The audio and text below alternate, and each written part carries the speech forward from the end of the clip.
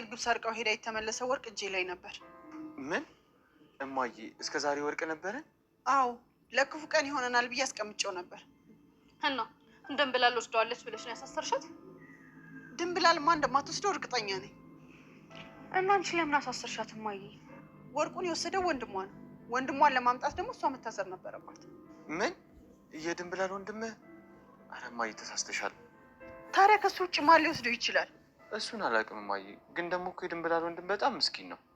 እኔ ምስኪን አይደለም አላልኩም፣ ግን ከሱ ውጭ ማንም ሊወስደው አይችልም። እና ወንድሟ ባደረገው እሷ መታሰር ነበረባት? ምርጫ የለኝም። ወደዚህ ሊመጣ የሚችለው ድንብላል እንደታሰረች ሲሰማ ብቻ ነው። ድንብላል በጣም ጥሩ ልጅ ናት። ድንብላል ላይ ባረግሽው ነገር መቼም ቢሆን ነው ይቅርታ አላረግልሽ። ሰላምዬ፣ ግን እኮ እማዬ ትክክል ናት። ምንም ትክክል አይደለችም ምናሴ። ይኸውልህ ድንብላል እዚህ ቤት ያለችው እኛን ለማገዝ እንጂ መጠጊያ ሳይኖራት ቀርቶ አይደለም። እሱን አውቃለሁ። አንተ ደግሞ ወዴት ነው የምትሄደው? ወደ ቤቴ ነዋ።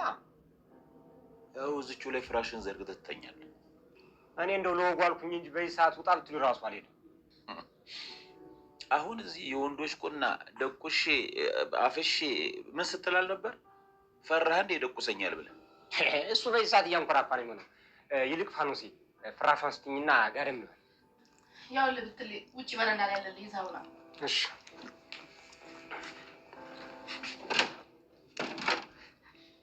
ነገር ታውቃለህ ብለሽ አይደለም ጥቆማ ይሰጥሽ?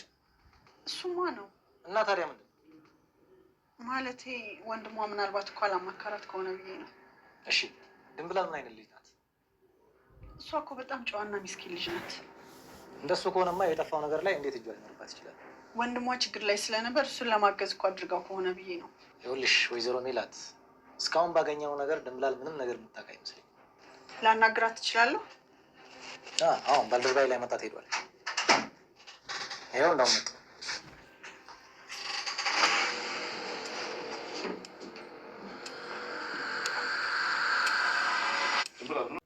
ወይዘሮ ሜላት አዲስ የስራ ውል ስምምነት ቀረበላተኝ። በባለፈው እንግዲህ ሁላችንም እንደተመለከት ነው ስራ ጀምራ ነበር። በስንት መከራ አሳምኗት ነበር ስራ የገባችው። ነገር ግን በክብር ተረማመድክብኝና እኔ እንድታዘኝ አልነበረም የገባው። ስለዚህ አንተም ሆነ ስራ ጥንቅር ብላችሁ መቅረት ትችላላችሁ ብላ ከስራ ወጣለች ማለት ነው በገባች በአንድ ቀን። እናም በዚህ ምክንያት ልጁ ደግሞ እድሌን አበላሸው ብሎ ወይዘሮ ሜላት ላይ ሙጭጭ ብሏል። እናም ለተንኮል ይሆን ለመልካም ነገር ለሷም ማስቦላት ይሁን አይታወቅም። በተደጋጋሚ እየደወለ እያናገራት ነበር። በአካልም አግኝቷት ይቅርታ እንድታረግለትና ወደ ስራዋ እንድትመለስ ጠይቋት ነበር። ይቅርታ አድርጌልሃለሁ፣ ግን ይቅርታ አረኩልህ ማለት ወደ ስራ እመለሳለሁ ማለት አይደለም። እኔ ከዚህ በኋላ በቅቶኛል፣ ሌላ ሰው መቅጠር ትችላለህ ብላ በ4 ነጥብ ዘግታ ነግረው ነበር። እሱ ግን አሁንም ተስፋ አልቆረጠም። በስልክ ደውሎ ላንቺም ለኔ የሚጠቅም አዲስ የስራ ስምምነት ነው፣ ስለዚህ እባክሽ እድሉን ስጪኝና ድጋሚ እንስራ እያላት ነበረ። እሷ ግን ይቅርታ አድርጌልሃለሁ በአካል አግኝቼ፣ ነገር ግን እኔ ከዚህ በኋላ ከአንተ ጋር የምሰራበት ምንም ምክንያት የለኝም። ከፈለግ የሚታዘዝህና እንደፈለግ የምታደርገው ሰው መቅጠር ትችላለህ፣ እኔን ተወኝ ብላ ስልክ ዘጋችበት ማለት ነው። እናም ይሄ ጉዳይ ለአንቺም ለእኔም ለቤተሰቦች የሚጠቅም ነው ስላላት ስልኩን ከዘጋችው በኋላ እያሰበችበት ነበረ። ለዛም ነው ምናሴን ለማማከር የሄደችው። እናም ደብሮኝ ነው የመጣሁት አንተ ጋር ምናምን ሲላት ምን ተፈጥሮ ነው ማየ አላት። እሷም ያ በባለፈው ስራ የቀጠረኝ ሰውዬ ድጋሚ እየደወለ ነበር እና አዲስ የስራ ስምምነት አለ ለአንቺም ለእኔ የሚጠቅምሻል ብሎኛለኝ። ስለዚህ ምን ላድርግ እያለች እያማከረችው ነበር። እሱ ደግሞ በቃ እንደ ጊዜ እኮ ሞክረሻዋል ጸባዩን፣ ስለዚህ ድጋሚ ሄደሽ መስራት ያለብሽ አይመስለኝም፣ ነገር ግን አንቺ የምታደርጊውን ስለምታውቂ አንቺ ታውቂያለሽ አላተኝ። እናም እሷም ግራ ገብቷታል ማለት ነው። ስራ አትግባ አትግባ፣ ነገር ግን ደግሞ ሪስክ እንዳለውና የሆነ ችግር ውስጥ ሊከታት እንደሆነ በተወሰነ መልኩ ያስታውቅበታል። ምክንያቱም ለምን እኔን ፈለገኝ የሚለው ራሱ ሌላ ጥያቄ ነው። በሌላ በኩል ጆሮ የሀና ናፍቆት አልቻለውም። እንግዲህ ከሀና ጋር ታገቢኝ ይገባለኝ ጊዜን በጣም እያባከንሽብኝ ነው ብሎ ተምቹ በነገረው ጥያቄ መሰረት ጭንቅላቱ ላይ ስለ ተምቹ ያነሰው ጊዜን እያቃጠለች ነው። የሆነ ሁለተኛ ምርጫ አድርጋሃለች እሷ አማራጭ እስከምታገኝ ነው እንጂ አንተን ፈልገህ አይደለም የተቀመጠችው እያለ ጭንቅላቱን ሲበጠብጠው እሱም ይህን ጥያቄ አቅርቦላት ከሀና ጋር ተጋጭቶ ነበረ። እናም ስራም አልገባም ብሎ ሀናን እንዲያስታርቁት እየለመነ ይገኛለኝ። አባባ ኖላዊ እንግዲህ በጭራሽ እኔ መሀላችሁ መግባት አልፈልግም። እናንተ ነገ አብራችሁ ስትኖሩም ችግራችሁን የሚፈታላችሁ ሶስተኛ ወገን ነው የምትፈልጉ። ስለዚህ ከአሁኑ ችግራችሁ መፍታት መልመድ አለባችሁ። አሁን ስራህን ስራና በኋላ ላይ አግኝተህ ግን በደንብ ተነጋገሩ ብሎ መከረው ማለት ነው። እናም ወይዘሮ ሜላትም በወርቁ መጥፋት ምክንያትኝ ድንብላልን በመጠርጠሯ ልጆቿ ሁሉ ተነስተውባታል ማለት ነው። እንግዲህ ድንብላል ወንድሟ ከክፍለ ሀገር መጥቶ ለተወሰነ ጊዜ ከእሷ ጋር ተቀምጦ ነበረ። ቤተሰቦቹም እሱን የማሳከም አቅም ስለሌላቸው ሄድና ከእህት ጋር ታከም ብለው ነው የላኩተኝ። ድንብላልም ስራ ስላቆመች እና ወይዘሮ ሜላት ቤትም በነፃ ነው የተቀመጠችው። እናም በዚህ ምክንያት ስራ አልነበራትም።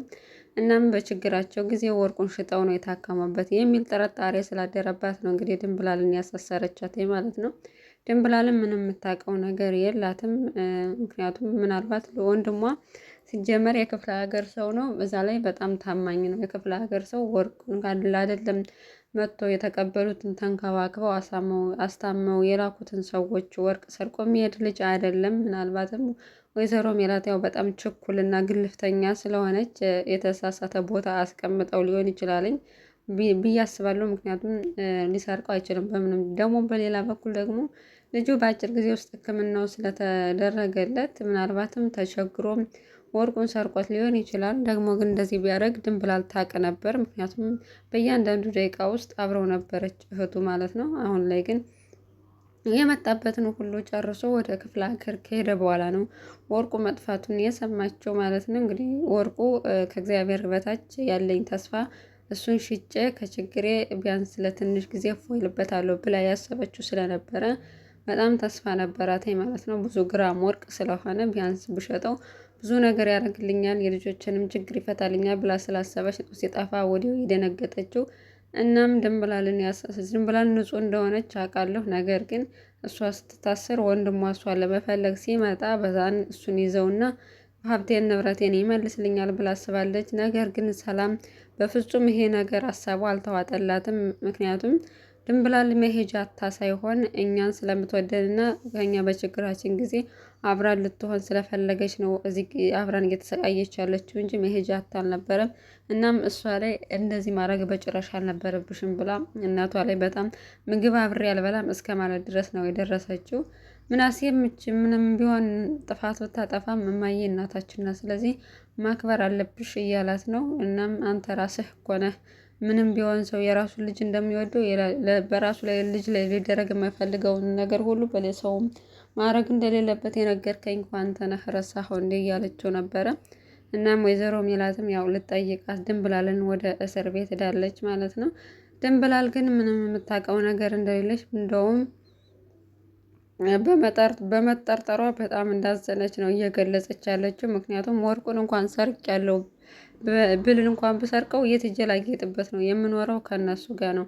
እኔ እንደ አይነት ነገር ሲያልፍም አልነካካኝ፣ ግን ችግር የለውም ምናምን ብላ እያዘነች ነበር። እናም እኔ ከነሱ ጋር ብሬ ልሁን ባልኩ ጭራሽ መጨረሻዬን ወይን ቤት ያደረጉት እያለች እያዘነች ነበር። ፖሊሱም ችግር የለውም ወንጀለኛ ካልሆንሽ ተረጋግጦና ተጣርቶ ትፈቻለሽ እያላት ነበረ። እሷ ግን በጣም ነው ያዘነችው። ምክንያቱም እንደዛ ለነሱ መልካም ነገር ለማድረግ በማሰቧ ነው ይህ ሁሉ ነገር የመጣባት እና እጇ አመዳፋሽ በመሆኑ በጣም ነው የተናደደችው። ወይዘሮ ሜላትም ሄዳ ሁኔታውን ለማጣራት እየሄደች ነበር። እናም ሰላም እማዬ ስትመለሽ ግን ድንብላልን ይዘሻት ካልመጣሽ የኔና አንቺ መጨረሻችን ይሆናል፣ ስለዚህ ስትመለሽ እሷ መኖር አለባት ብላ ማስጠንቀቂያ ሰጥታታለች። በሌላ በኩል ተምቹም ድንብላልን ካልተፈታች በችግር ፈጥራለሁ እያለ ያዙ ይልቀቁኝ እያለ ነበር። ሀና ላይ ራሱ እየዛተባት ነበረ። እስካሁን ራሱ የታገዝኳቸው በአንቺ ምክንያት ነው፣ ስለአንቺ ብዬ ነው። ከዚህ በኋላ ግን ድንብላል በህይወቴ ብዙ ትርጉም ያላት በችግሬ ጊዜ የደረሰችልኝ ልጅ ናት። እሷ እስር ቤት ቁጭ ብላ እኔ እዚህ ቁጭ ብዬ ላያችሁ አልችልም፣ ቶሎ ማታስፈታት ከሆነ እርምጃ ወስዳለሁ እያለ ነው። እናም እንደውም ይህ ሁሉ ነገር የደረሰብኝ በሀና ነው ብሎ ሲለው ሀና ደግሞ ምን ያደረገች እያለው ነበር ለጆሮ ማለት ነው። ምክንያቱም እሷ ባትተዋወቅ ኑሮ የእሷ ቤተሰቦች አያሳስሯትም። ይህ ሁሉ ችግር እየፈጠሩ ያሉት እኮ የእሷ ቤተሰቦች ነው። ስለ ረሳኸው እንዴ? ድንብላልንም እኮ ቢሆን ያወካት በሀና ምክንያት ነው። ስለዚህ ድንብላል በጥሩም ሆኖ በመልኩ በጣም በህይወታችን ዛሬ ላይ ለመድረሳችን ትልቅ ነገር አድርጋልናለች እያለ እያሞገሳት ነበር። ይህ ነገር ግን ለተምቹ አይዋጥለትም። ያው ጆሮ ሀናን ማሞገስ፣ ተምቹ ደግሞ ሀናን ማጣጣል ይወዳል። በዚህ ምክንያት ያው ሁሌም አይስማሙም ማለት ነው። እናም እያስፈራራቸው ይገኛል ማለት ነው። ወይዘሮ ሜላት ቤተሰብ ድንብላልን ካላስፈቷት ችግር እንደሚፈጥር እና ቤቱን እስከ ማቃጠል ድረስ እንደሚደርስ ነው እየተናገረ ያለው እና ወይዘሮ ሜላት ደግሞ ወንድሟ እስኪመጣ ድረስ እየጠበቀች ነው። በመሀልም ምናልባት የሰላምንም ዛቻ የተምቹንም ዛቻ ፈርጥ ወይዘሮ ሜላት እንግዲህ ልታስፈታ ትችላለች ብለን እናስባለን። እስከ መጨረሻው ድረስ አብራችሁ ስለተከታተላችሁ እጅግ በጣም እናመሰግናለን። በያላችሁበት ሰላማችሁ ይብዛ።